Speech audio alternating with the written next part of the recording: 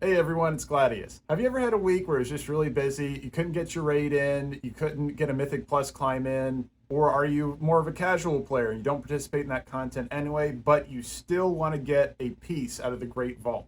In any case, this guide is for you.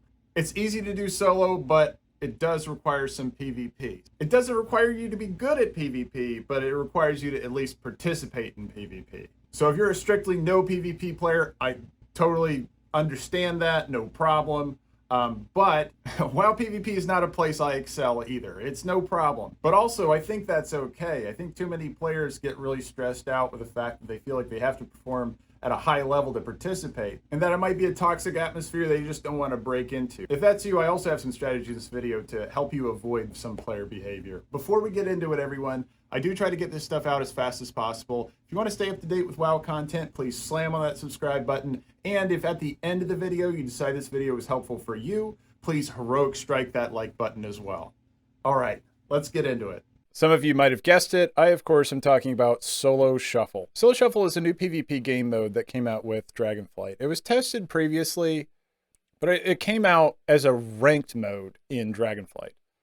So that means because it's ranked content, you're able to actually use it towards your Great Vault victory. Speaking of Great Vault, now if you're a new player or maybe you didn't play during Shadowlands, one feature that carried over from Shadowlands that I'm super happy that it did is the Great Vault.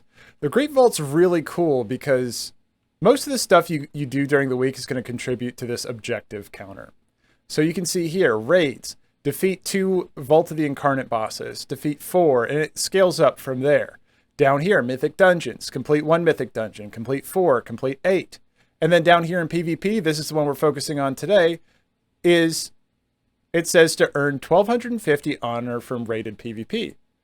Now, once again, if you can't get to your group content for the week, this is a great way to just go ahead and grab at least something from the Great Vault. And if you're not familiar with how the Great Vault works, basically each time you check a new box, you don't get an additional item, but you do get an additional item to pick from. In all of this Great Vault, you're going to be able to pick 1 reward. Okay, so to get more draws or more chances to get a piece that you're interested in, it's useful to unlock as many of these as you can.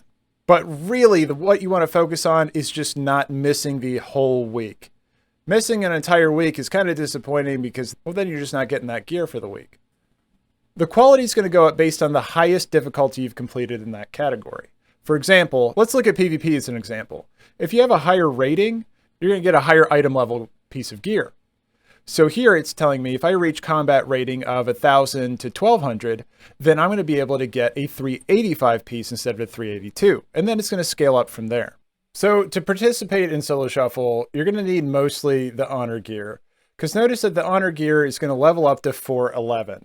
A PvP item level of 408 is required to queue up for Solo Shuffle. Of course, you get honor by playing in Battlegrounds. I highly suggest, though, to make that farm just a little bit more bearable, is to buy the crafted gear on the auction house. Or again, if you're a crafter, go ahead and make it yourself. This is going to put you at a base level of an item level of 398, and that's going to help so much in PvP combat. Learn from my mistakes because I started doing the grind with none, with 0, and I would blow up in 2 seconds. If you're a glutton for punishment and you don't mind going in and getting blown up game after game, then sure, you can jump on into a battleground with the gear you have on after finishing your leveling in Dragonflight, but you have more patience than I do because that was rough. Now, when you're trying to see what PvP item level you are, go ahead and take a look. If you hover over your gear score, like mine here says 344, but if I hover over it, it says 410 because that's what it goes up to if I'm in player versus player combat.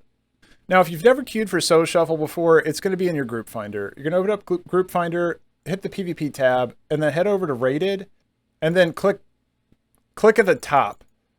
That's where it's going to be Solo Arena. That's the Solo Shuffle. So you can see here that it tracks your wins based on the rounds that you've won. It's not like you have to win majority of your set or anything like that. It's a great way to pick up conquest each week, and then of course, get your Great Vault as well. All right, once again, if that video was helpful to you, please heroic strike that like button. And then if you want to stay up to date with WoW content in the future, slam the subscribe. For more more WoW content in the future. I'm not sure exactly what WoW content is, but WoW content. You can expect that.